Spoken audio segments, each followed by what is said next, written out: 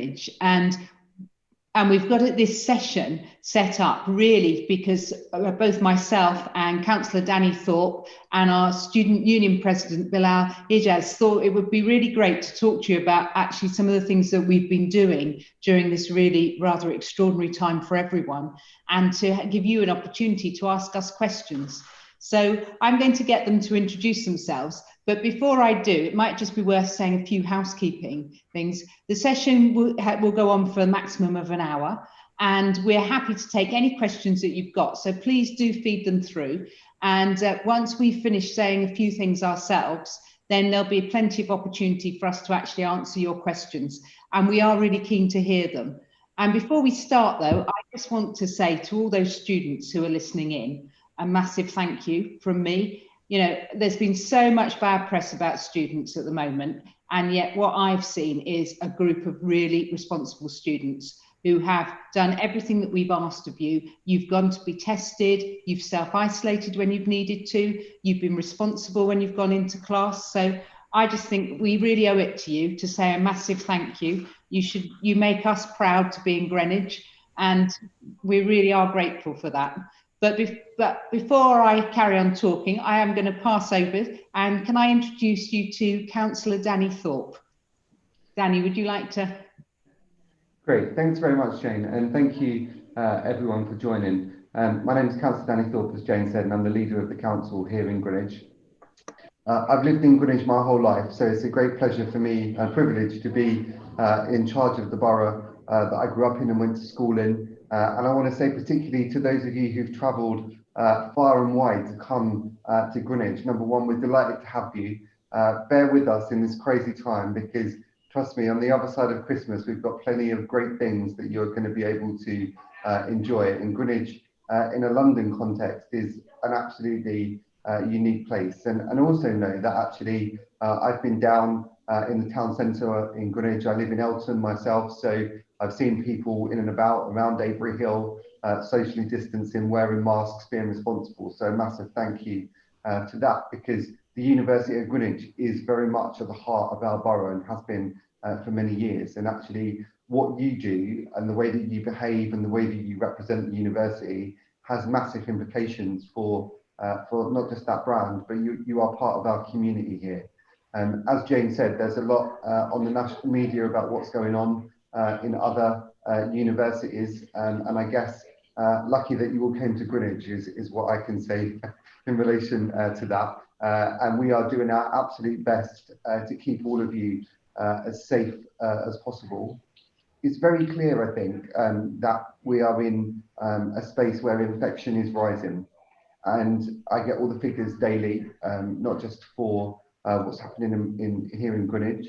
I'm chairing the 6 boroughs in our part of London, so all of that information as well. And this morning we've got over 200 Londoners who are in intensive care fighting for their lives because they've got COVID. And I think that just really brings home to hopefully all of us today that this isn't a made-up thing. This isn't a fantasy. This is happening. Infections are rising. People are extremely unwell. And the difference between wave 1 and where we are at the beginning of the second wave, and it is the beginning, I'm afraid, is that actually in March, April, May, June, I was dealing with lots and lots of older people who were seriously unwell, many of whom lost their lives. Actually, what's been happening the past few weeks is we've had 16 to 29-year-olds in the main who are predominantly getting infected. And that's why we need all of you to really, as Jane said, continue the great partnership work that you've shown with us to help do your bit, because what we do know is older people and those with clinical conditions are much more likely to have a terrible reaction to COVID. And clearly the transmission and the spreading of it is what we need to stop. So thank you for inviting me today, and I look forward to answering your questions. Danny, would you mind just telling our students what the leader of the council actually does? Yeah, so it was all quite good fun pre-COVID, guys, I have to say. And in real terms, the council, is much more about than just collecting the bins once a week. I've got a budget of about £650 million. I spend 2/3 of that budget on looking after the most vulnerable old people and children who need our social care services. And then we have kind of everything else that we do in the middle. So whether that's tourism work that we're doing down in Greenwich to kind of bring people in, and actually we've got about 16 million visitors a year which come to Greenwich, so that takes quite a lot of coordination. We're doing some work down in Woolwich. We've just opened a driverless car and automobile vehicle lab where we're kind of pioneering new technology. And actually, housing, we have 23,000 properties here in Greenwich that we directly manage, and those are our tenants, and we look after all of those people. Hopefully, you have seen your parks and open spaces, particularly for those of you in Avery Hill. Park run isn't happening at the moment. I'm a regular Saturday morning park runner in Avery Hill, so we're all desperate for that to come back. But we look after all of our parks and open spaces as well. So it's a really varied role. And obviously at the moment, when you have an emergency which is declared, and obviously an emergency in a council sense and in a London sense has usually been terrorism, Grenfell, a bomb, you know, those things are fairly short, specific periods. We've been in this sort of emergency phase where the council is coordinating everything that's happening in response to COVID right across the borough. And that has really been not just about working closely with the hospital, working closely with the university, with our schools, rolling out testing sites where we can, but also making sure that we work with the community. And my big plea really as well, if there's people on this call today who actually want to get involved in our community hub and our volunteering activities moving forward, you'd be absolutely welcome. We've done everything from collecting people's prescriptions, walking people's dogs who can't leave the house, through to befriending and perhaps just a phone call with someone who is shielding and isolating at home. And actually, as we go through this next bit, we are going to need lots of people from Greenwich to help all of us really, and hopefully the university can be part of that. Thanks, Danny, and I'm sure we can. We certainly did last time, and we really want to do the same again. And I've no doubt students listening will be very keen to help where they can. Now, can I pass to Bilal? Bilal, would you like to introduce yourselves? Bilal just is the Greenwich Student Union President, and over to you, Bilal. Well, thank you, Jane and Danny, for having me today. As Jane said, I'm the president for Greenwich Students Union for this academic year. And a bit about myself, I studied accounting and finance, and I graduated last year in 2019. And I've been in various roles within the university, such as student ambassador, post assistant, and also a part-time international officer. That's about me, but I'd like to talk about Greenwich Students Union. Greenwich Students Union is a charity, non-profit organization. That means all the money we make goes back to our students. That could be advice, activities, commercials, or any along those ways to even provide them employment. This is a democratic organization, and we have 4 full-time elected officers, including myself, with a 30 full-time member of staff. We have a partnership with Medway at called GKSU, so Greenwich and Kent Students Union together, and they also have officers. We officers have different priorities. We work on students, and we make sure that we represent their voice to the university.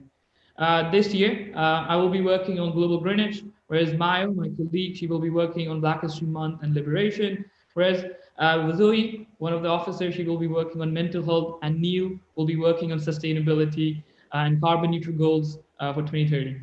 And that's about myself, yeah. Thanks, Bilal. And just for those of you who don't know me, as I said at the beginning, I'm the Vice Chancellor of the university, which, if you don't know what that means, it's basically the CEO. So I'm in charge of the running of the university, of the strategic direction, and I'm responsible for everything that goes on here in regards to students and staff. And if you imagine it like a small town, we've got over 20,000 students on our campuses. We've got over 3,500 staff, and we run everything from events through to, you know, maintaining our buildings, through to human resources. We have for Bilal's benefit, a big accounting and finance function, and that's in addition to all of our teaching staff and all of our support staff. And you'll see around the campus at the moment far more security staff and far more facilities staff actually trying to keep us safe. So what I'm really proud of, though, I started at Greenwich actually at the beginning of December. So I haven't been here that long, unlike Danny, who's been here all his life. I'm a newcomer. I started my life actually in northwest London, and then grew up in Buckinghamshire, and then lived for a long period of time in the southwest of the country. But I have to tell you, the best place I've ever lived is Greenwich. I think it's fantastic. And I can't believe that I didn't live here before. And so it's got everything going for it. I can see why people fall in love and never leave. And for me, it's also about the community. What's the thing that's most struck me when I came here is actually how strong the community is. People always talk about the Southwest being friendly. I can tell you Greenwich is friendlier. And that's been the big eye-opener to me, actually. And that's why we wanted to meet today, because one of the things that I'm passionate about is how we work in partnership. I'm very, very clear that universities have a civic responsibility to their communities. And it is really important that we serve those communities, and that those communities feel that they can come to us as well as us go out to them. And that's why I think it's so important as a student and staff community that we actually recognise that and look at how we can help. So actually, Danny, your comments about volunteering are really helpful. I think that's really important for us. I also think we want to just touch on some of the things that we've been doing to keep the campus safe, but also some of the questions you might have about cases in the university and some of the things that we've been doing in partnership to try to actually ensure that we don't end up in situations like we're seeing in the media at the moment. So I thought maybe rather than me start off, maybe Bilal, would you like to start and just talk a little bit about some of the experiences from the student union perspective? And then perhaps Danny, you could talk a bit about what we've been doing in partnership, and then I can give a bit of a flavour of what we've been doing on campus, if that's okay with everyone. 100%. Cool. Thank you, Jane, again. So in terms of student experience and talking about it, we approach the same approach as the university in a partnership. We have a blended offer of our welcome, was online and physical. So we have fairs on all campuses, but we also had a ritual fair on Midway campus, which allows students to interact with the society and activities just to engage and also feel less loneliness around those areas. There were student meet and greets on campus and online to engage the wider community, those students who are not even in the country right now due to travel restrictions.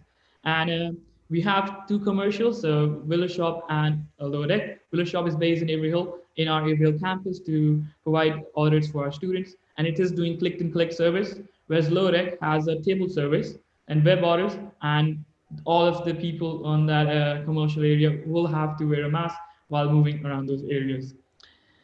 Students have been active in different activities, and the feedback I've gotten along with other officers is that they are enjoying the majority of want to be back on campus, because the anxiety which happened over the summer or even now, not knowing anything or not knowing what they could do, the support available by the university during those first 3 weeks allowed those students to just connect in a social distance manner. But those organic ideas, those organic ways which they start the university, is their first impression in the university, and that allowed us to be having a notable in joint work for the university. And the concerns, I think students are just a bit anxiety about it. It's just a general feeling when you start a new university, and I think that's it. But I think having an online offer and a physical one allowed them to be more feeling part of the community and thriving here at Greenwich in terms of experience. Yeah. Thanks, Bilal. Bilal, before I pass to Danny, do you want to say something about the retention project that you're about to launch for us? 100%, yes, I would love to. So the retention project, or we call it outreach project, is basically, so we as a students union do well-being checks every year, and this year they were done online. Basically, the purpose of those well-being checks are to make sure the vital information is shared by the students, and they know the support services available to them by the university during their time at Greenwich. But what we're doing this year is making sure that we're calling each first year student and telling them that how they are, what they're feeling about it, if they have any concerns or any issues or anything along those lines, then we can refer and signpost to them the respective facilities, respective support services, to make sure that they are in contact with someone and they are having a great time at Greenwich, and they are empowered to change the world. Thanks, Bilal. And that's the aim, isn't it? Everyone to be empowered to change the world. Brilliant. Thank you. Danny, would you like to say a little bit about how we've been working together? Yeah, I mean, just following on from Bilal, it's entirely clear to me that we need a new Prime Minister who understands what the hell he's doing. So to shout out to the politics students to work really hard and get moving with that really would be helpful. I guess our partnership work really has been the main part. We have a team called our public health team. And actually the public health team have been at the forefront in Greenwich of managing our response to the pandemic. So we've been providing support to the university and to all of the different buildings and individuals in those buildings around the university about how and what we need to do to make things COVID safe and secure. Because as Bilal said, actually human interaction at the moment is really, really important. And actually we need, certainly we're not in a lockdown situation at the moment. And we therefore need to make sure that we're encouraging people to behave and that the rules are clear. So we've been working with the teams to, think about how the cleaning regimes in halls will need to be changed to reflect what's going on. How even a simple thing like a pen signing in perhaps to a building will need to be cleaned in order to prevent that risk of spreading, because COVID does stay on surfaces for actually many hours. So some of those kind of real basic things are actually the kind of bread and butter of what we've been working for.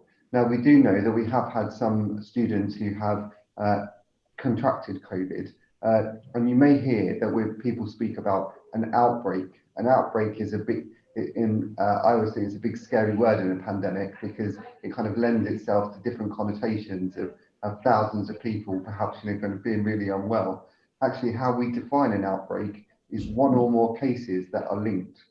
And actually that's been a big learning curve for me, because in a sense, we'll be looking at all of your individual halls and accommodations and actually even in terms of teaching venues where we actually have seeing positive cases. So testing has been really, really important. And actually we've kind of done the testing, you've all done the testing in a way that hasn't caused a lot of stress or alarm. Actually, many hundreds of people have been through and been tested with this mobile test site that's been provided at the university. And that's enabled us also to identify some people who were asymptomatic, who had no idea they even had COVID. And obviously, that's an absolutely essential part of the challenge. So that's what we've been working through at the moment. I think the next phase of our work together in terms of partnership is going to be making sure that everyone understands the rules. And the rules are really important because the rules are changing all the time, and actually making sure that everyone understands, for example, what's a support bubble, how you do things with a group of 6 at the moment, how everyone needs to have the app downloaded, because you should be using the QR codes to check into each venue, so we know where people have been is another really important thing. That's going to be the next phase of this, is making sure that we're all on the same page and giving you really clear messages about what you need to do. And I just want to say that's a totally reciprocal offer, and if there are things that you don't understand, that you're worried about, please ask for help. There's so many people in the university who are there to help, and if they don't know the answer, then we can always find someone who does. Thank you. Thanks, Danny. And I just want to say a little bit about what we've been doing to make the campuses safe for you, because I've been very clear, actually, when we went into lockdown originally and we all went off campus, I was very clear that health and well-being of our students and staff was our #1 priority. And that remains the case. And at this moment in time, as Danny says, we're not in lockdown, and we've all recognised actually that health and well-being is also about getting you on campus where we can. That's equally important. It's really important for all of you. We know that. We know from what the student unions told us, what you've told us, that most of you to feel that actually some face-to-face interaction is absolutely essential for you. And we will try to do that unless we're told at any point that we can't. And obviously, if we are, then we'll manage that as we go through. But just in terms of just to try and give you a bit of reassurance, hopefully, what we've been planning over the summer was obviously to come back on campus. And so for us, one of the key things was that all of our halls of residence, all of our libraries, our classrooms, our offices, and our social spaces, when they've reopened, they've opened with additional safety, additional cleaning measures. And we've taken a lot of care around social distancing and what that actually means. We've got hand sanitizer stations at all building entrances. We've got one-way systems where it's possible to have them. Obviously, for some you can't, so therefore we have to manage that. And we've reduced the occupancy in the classrooms and actually across the whole of the site quite dramatically. And you'll have seen, if you were here last year, you'll have seen a really big change in layout for all our class teaching spaces, where you're all having to face forwards and rather than actually being able to sit in circles. And all students and staff have been provided with face coverings. And I think that's really important. Would want to stress that, you know, that the vast majority of you have been fantastic, and you come in and you're wearing your face coverings. But where you're not, you know, we're going to continue to do more education campaigns around that. But we will actually be stopping you coming in the buildings without them unless you are exempt, because that's really important to protect everybody. And we've encouraged our staff to work flexibly. So you will probably feel the campuses are quite quiet at the moment. And that's because we're trying to make them as safe as possible. So inevitably it does feel different. And I don't underestimate how strange that must feel, but that's really important. And we've also shared a COVID vulnerability questionnaire with students and staff. And where anyone is high risk, then we've arranged for your teaching to be online, or we've arranged for that member of staff to work from home. And for some staff, where they're not high risk, but they're very, very anxious because they might have a member of their family who's high risk, then we've also been arranging that. And I think that's important. Now, we have developed a blended model of teaching. So that's combining face-to-face sessions on campus with online lectures. And certainly we know that that's what the majority of you want. If we got to a point where you didn't, we'd want to hear that feedback too. That's really important. And I think the final thing I want to touch on before I pass back to the others is how important well-being is. I am very, very conscious that it is difficult enough coming to university for the first time without being in the middle of a pandemic. And we all acknowledge that. And we all acknowledge that that loneliness is one of the big issues in this pandemic. And so what we have been doing is we offered you, I think, as you know, a comprehensive package of support when you arrived that we called Level Up. And that was really to recognise how many of you had missed some parts of schooling and that there was this massive gap that needed to be covered. And we've also got an accommodation promise that provides flexibility, and it provides hopefully peace of mind. So if we were to go into lockdown and you couldn't be in your accommodation, we won't charge you during that period. And I think that's really important. For anyone self-isolating, we've given you a 15% reduction in your fees for accommodation, because we know that that's really important, because that means you can't do your jobs at the same time. And we've also been working very hard on making sure you've all got food, and where you haven't, where there's food parcels.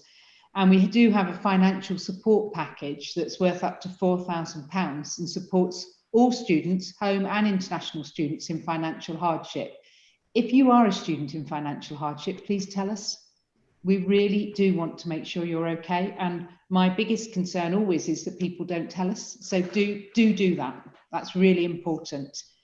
And the other thing that's worth knowing is we have a 24/7 mental health support facility called Together All. And that's really fantastic. Anybody who's ever used it says it's really valuable. So if you do have any anxieties or concerns, go on to Together All. There are trained people on there that can help. And I think finally what I just add is we've now launched an information line for parents and carers who've got concerns, because we're very conscious that actually a lot of parents and carers have allowed you all to come here, and now they're very concerned. So we want to make sure that they feel reassured by that.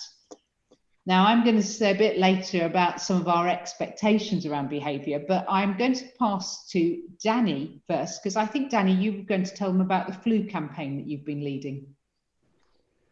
Yeah, so actually, alongside COVID, every year we have a real issue with seasonal flu and winter flu, and actually large parts of the population, and it really isn't just old people, are eligible for a vaccine in order to stop the spread of the flu. And one of the things that we're really concerned about as we move into the second wave is obviously at the moment in London, although we've got 200 people across the city who are in intensive care on ventilators, we're not seeing at the moment the same number of people who are being cared for in hospital that were at wave one.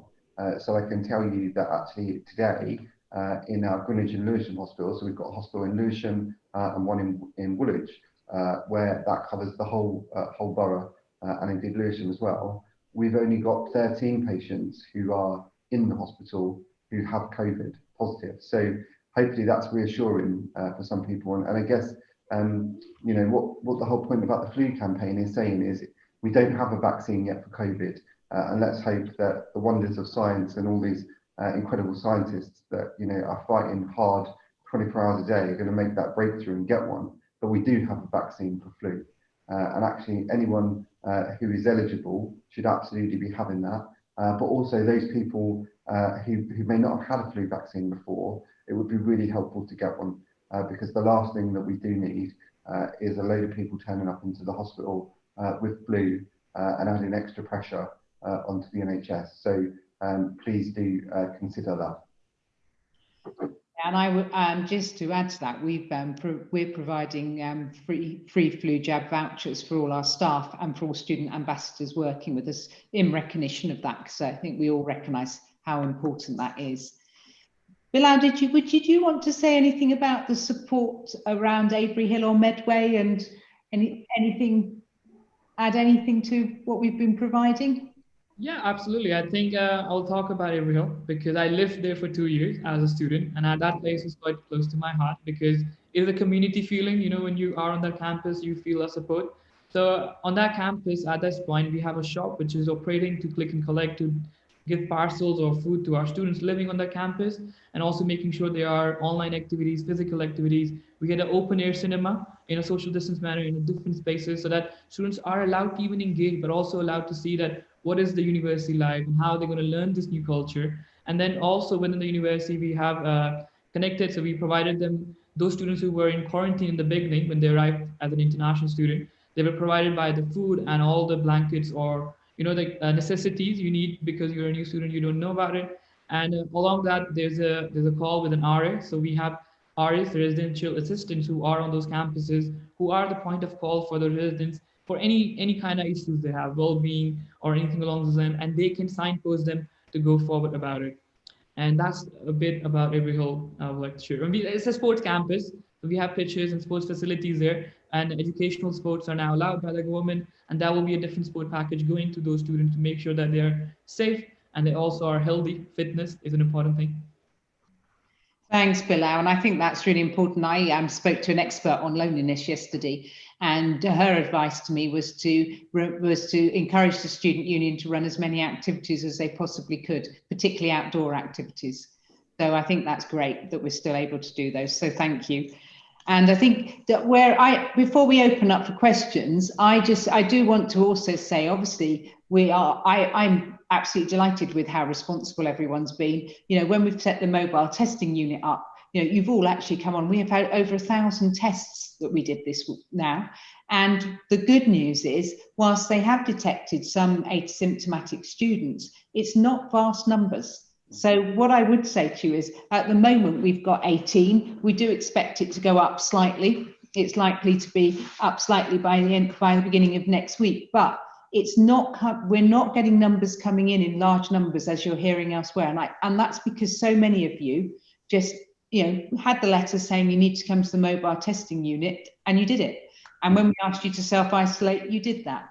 Now we have, just to reassure you as well, we have been running, obviously, as you know, a COVID safe campaign across the campuses, and we do have a COVID safe charter that we've asked you to sign up to, and the student union have been really helpful in promoting that for us.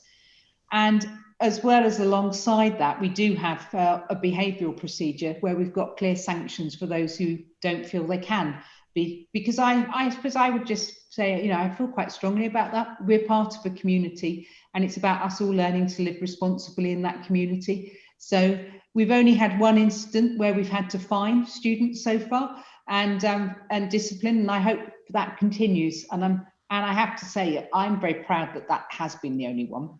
But it's going to be really hard as you go through the year to remember all of this. But the importance is, as Danny says, what we don't want is to see the instances rise in Greenwich. What we don't want is people ill in the hospitals, because actually that means we're putting lives at risk. And it also means for you that we won't be able to teach face to face. So there's all sorts of good reasons why we should be. And that's why I'm so grateful to you at the moment for that. Now, I don't have anything to add, so I'm just going to see if Bilal and Danny do. And if they, and when we finish, we'll then open up for questions. Bilal, did you have your hand up there? I just want to make a point about, community and why it's important. And we have been, the word is co-producing with the university in partnership to make sure that students understand. And the COVID charter is basically to tell them the values of what university is expecting and what students should expect from the university. So they both are on the same page and understand the value of why they are in the university. And similarly, as the university have disciplinary procedures, we as a union also have those similar disciplinary procedures to make sure that our social activities or students are adhering rules and regulation, and we encourage them to follow them, because it's not, like previously it's always about like all these rules and different things. It's not about what's happening, it's about caring about each other, making sure that we, myself, others, and all around the people who are even watching are safe and they feel part of the community, and we come out strong and a stronger unit together on that. Yeah.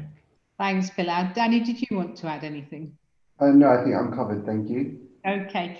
And well, the thing I would just say before we pass on to questions is that I think the partnership between the council is absolutely fantastic.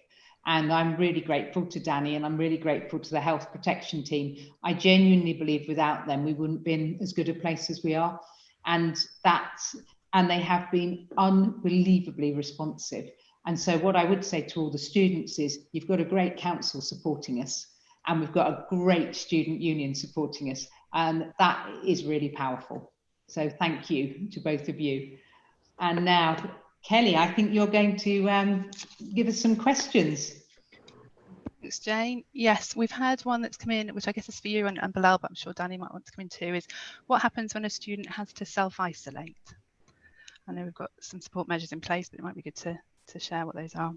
Okay, thank you, Kelly. So if the student is asked to self-isolate, there might be a number of reasons for that. One is if you have any symptoms. I think you do know the symptoms, but in case you don't, it's a continuous cough, it's a high temperature, it's a loss of taste or smell, or equally it might be that you're contacted because somebody else has those symptoms or has tested positive and is living in the same flat as you. And then we would also ask you, but we would contact you to do that. Or they may, and if you're asked to self-isolate, then what you would need, obviously need to isolate in where you are living. And that means, so what we are doing is we're offering, it's not offering, we're doing a daily health check, because we're very keen to check that you're okay. There are also food parcels available for those of you who are particularly struggling with food. And we've also made sure that any online food deliveries or any food that's delivered by someone else to you can be delivered to outside your door. So because we're very conscious in the halls that's really important. We're also offering 15% discount on your accommodation fees during that period to try to help you with the finances. And you can access all of your classes online while that's going on. And if you have any problems at that point with Wi-Fi or with your equipment, then you should immediately let people know, because we can support you with that as well. And the other thing we're doing at the moment is we're thinking about what actually could we offer beyond that. And we've had people have had all sorts of ideas about what a well-being package might look like. But however, I'm not sure that we know what that should be. So we're talking to the student union about what we can offer above and beyond that. Is it some books? Is it some online exercises? Is it some access to music live streaming? And we're very keen to do that as well, because I'm very conscious that it's not just about your study if you're self-isolating, it's about you yourself and how you feel. Bilal, did you want to say any more to that?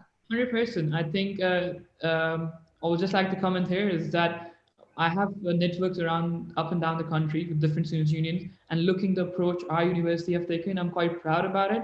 And what we are doing in co-producing that activity. So our advice team has been working remotely to provide support to those students who might be self-isolating. We're also doing stress busters. We're also doing some mindfulness tips so that they have a nice mindful and they relax. We also doing some virtual events. So our student group leaders are having online meet and greets, which allows them to just connect and see those faces and engage with them and just figure out after 14 days when they get out of those isolation, they can meet and understand them. But also, we are also having our virtual offer on our campuses, which could be yoga, could be different exercise, could be dance classes, and along like many more things which I can't remember back of my head. But there's a offer for those students. And as Jane said, and I said before about the outreach project, that will come in place to just help and support those students who might be in those areas to just be like, we are here and we are going to be here to help you and make sure that your journey is okay. So yeah, that's fine. The one thing I would add is if you're not living in our halls and you're living in private accommodation, you have to self-isolate, and do contact us, because we also want to be in touch with all of you, and we're doing everything we can to try to be, but we're conscious that sometimes we don't have an up-to-date address, or sometimes you've moved very recently. So if you are in that position, please don't sit on your own and worry. To get in contact. We're as conscious that we want to support every single student that we can. Danny, I don't know if you want to add anything. I just want to say one thing, sorry. What I would say is thank you to the council, because Hall of Residence, the testing ability, the site on campus allowed students to have a peace of mind. You know, having those 1,000 tests, having small amount of cases allowed everyone to be more careful and more understandable and just be peaceful of the head, and the anxiety was controlled. Sorry to interrupt, but over to you, Danny.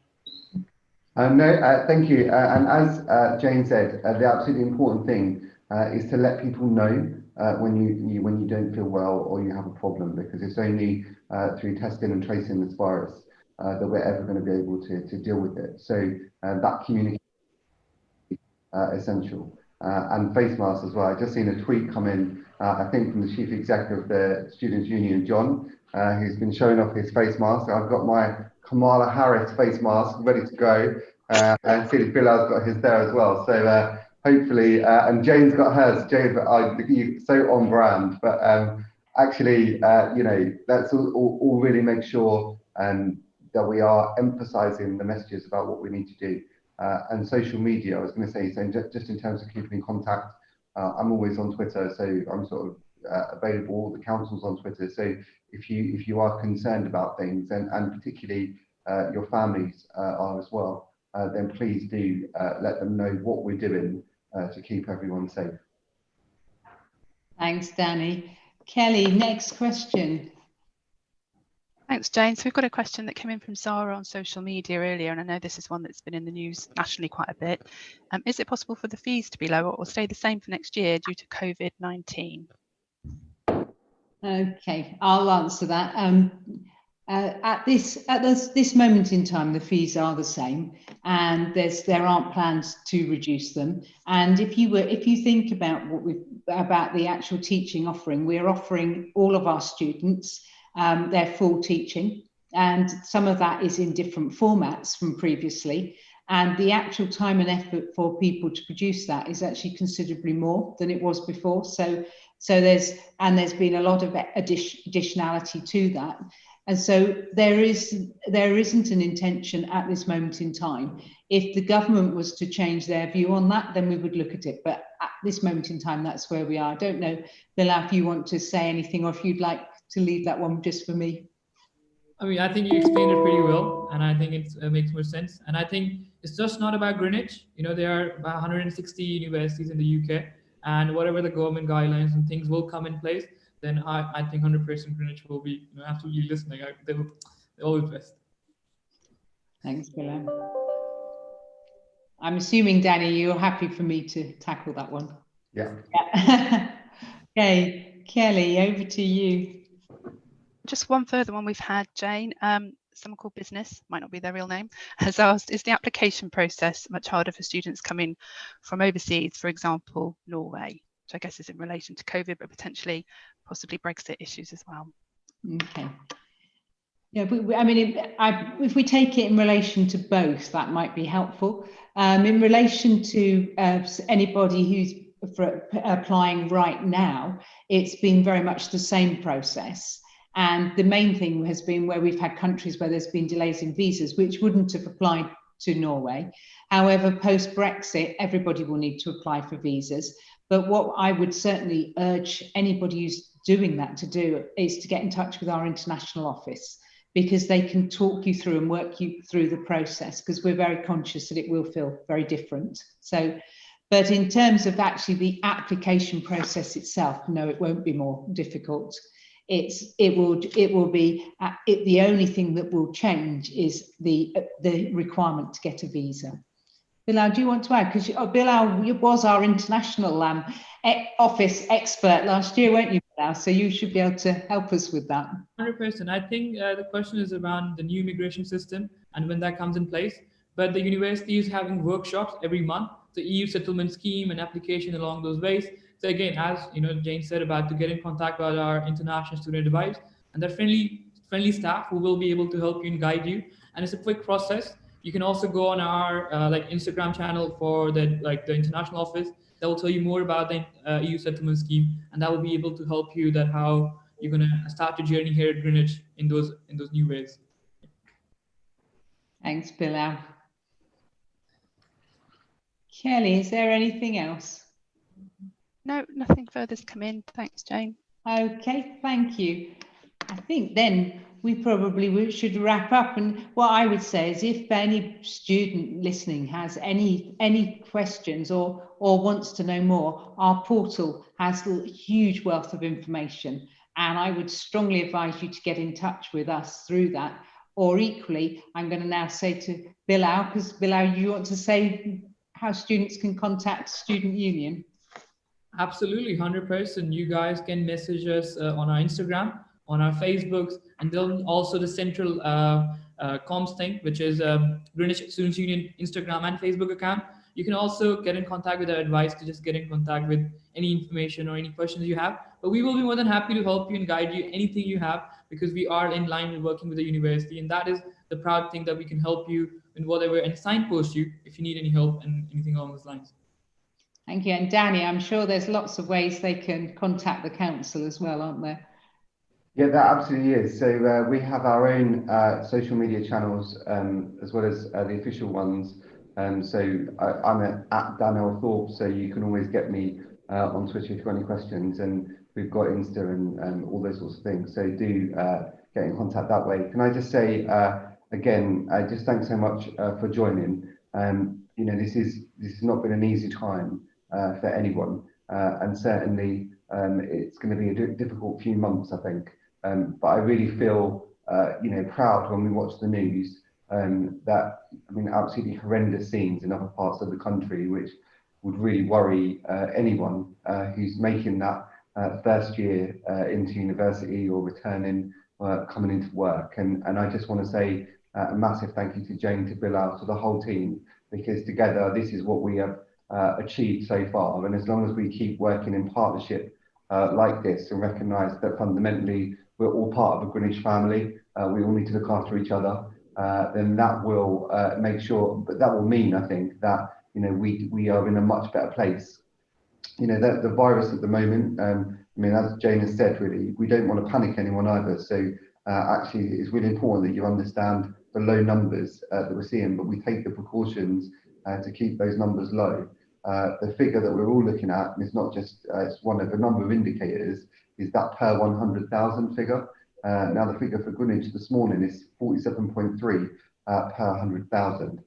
Manchester is about 520 per 100,000. So Paris 700 per 100,000. So it does give you a sense that actually, you know, the measures that we're all taking and the hard things that we're having to do are really, really working. So please keep going, and I hope that maybe we can do one of these again before Christmas, so that we can all keep in touch. Thank you, Danny. Thank you, Bilal. And thank you both for giving up your time. And what I would really welcome, I really welcome what both of you have said. And I just want to finish really by reiterating that actually it is about being part of a community, and the partnership that we have really helps that. And I hope for all of you students out there listening, this gives you a sense that actually we are all working together, and by working together as a community, that's how we will help each other through this.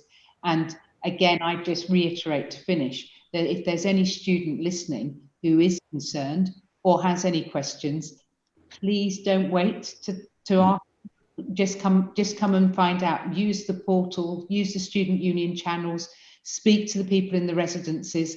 There are lots of ways that we can assist, and we want to. And so please do that. And thanks again for the partnership. I'm looking forward to it developing even further. And I look forward to a day when we're not in a pandemic and we're all able to work in a very different way again. But it's lovely for you all to join us. And thanks ever so much, everyone. Bye.